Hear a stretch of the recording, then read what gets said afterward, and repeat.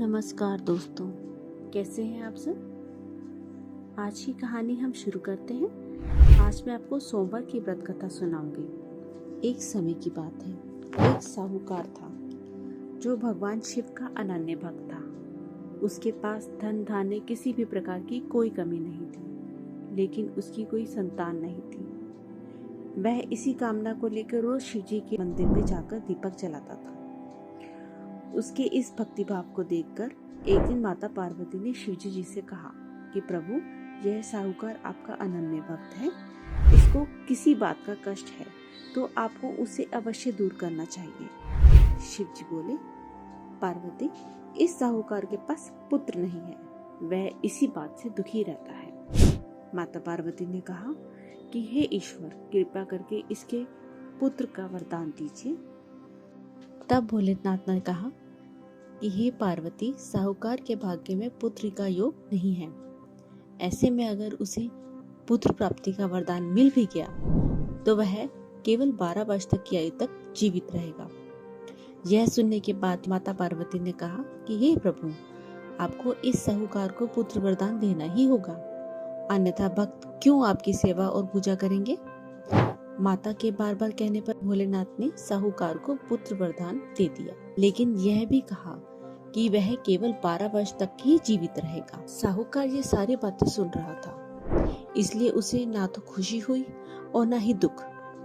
वह पहले की ही तरह भोलेनाथ की पूजा अर्चना करता रहा। उधर सेठानी गर्भवती हुई और 9वें महीने में उसे सुंदर बालक की प्राप्ति हुई। परिवार में खुशियां मनाई गई, लेकिन साहूकार पहले की ही तरह रहा और उसने बालक की 12 वर्ष तक की आयु का जिक्र किसी से भी नहीं किया। जब बालक 11 वर्ष की आयु का हुआ, एक दिन साहूकार के सेठानी ने बालक के विवाह के लिए कहा तो साहूकार ने कहा वह अभी बालक को पढ़ने के लिए काशी जी भेजेगा। इसके बाद उसने बालक के मामा को बुलाया और कहा, इसे काशी पढ़ने के लिए ले जाओ और रास्ते में जिस भी स्थान पर रुकना वहां यज्ञ करते रहना और ब्राह्मणों को भोजन कराते रहना और आगे बढ़ना। उन्होंने भी इसी तरह से करते हुए आगे बढ़ते गए। रास्ते में एक राजकुमारी का विवाह था। जिसमें उसका विवाह होना था वह एक आग से काना था। तो उसके पिता ने जब अति सुंदर साहूकार के बेटे को देखा तो उनके मन में आया कि क्यों ना इसे ही घोड़ी पर बिठाकर शादी के सारे कार्य संपन्न करा दिए जाए। तो उन्होंने मामा से बात की और कहा इसके बदले वह अथाह धन देंगे। तो वह राजी हो गया। इसके बाद साहूकार का बेटा विवाह की वेदी पर बैठा और जब विवाह के कार्य संपन्न हो गए, उसे जाने से पहले राजकुमारी की चुनरी के पल्ले पर लिखा कि तेरा विवाह तो मेरे साथ हुआ है, लेकिन जिस राजकुमार के साथ भेजेंगे वह एक आग का काना है। उसके बाद वह अपने मामा के साथ काशी के लिए चला गया। उधर राजकुमार ने अपनी चुनरी पर लिखा हुआ पाया तो उसने राजकुमार के साथ जाने से मना कर दिया। तो राजा ने भी अपनी पुत्री को बारात के साथ विदा नहीं किया। बारात वापस लौट गई। उधर मामा और भांजे काशी पहुंच गए। एक दिन जब मामा ने यज्ञ रचा रखा था, तब भांजा बहुत देर तक बाहर नहीं आया। तो मामा ने अंदर जाकर देखा कि भांजे के प्राण निकल चुके हैं। वह बहुत परेशान हुए, लेकिन सोचा कि अभी रोना पीटना मचाया तो ब्राह्मण चले जाएंगे और यज्ञ का कार्य अधूरा रह जाएगा।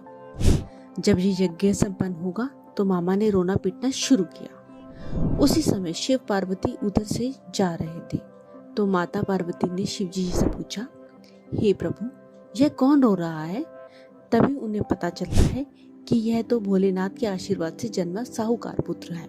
तब माता पार्वती ने कहती है कि हे स्वामी, इसे जीवित कर दीजिए, अन्यथा रोते रोते इसके माता पिता के प्राण निकल जाएंगे। तब भोलेनाथ ने कहा कि हे पार्वती, इसकी आयु इतनी ही थी, सो वह भोग चुका है। लेकिन माँ के बार बार आग्रह करने पर भोलेनाथ ने उसे जीवित कर दिया। लड़का ओम नमः शिवाय करते हुए उठा और मामा भांजे की दोनों ने ईश्वर को धन्यवाद दिया और अपनी नगरी की ओर लौटे।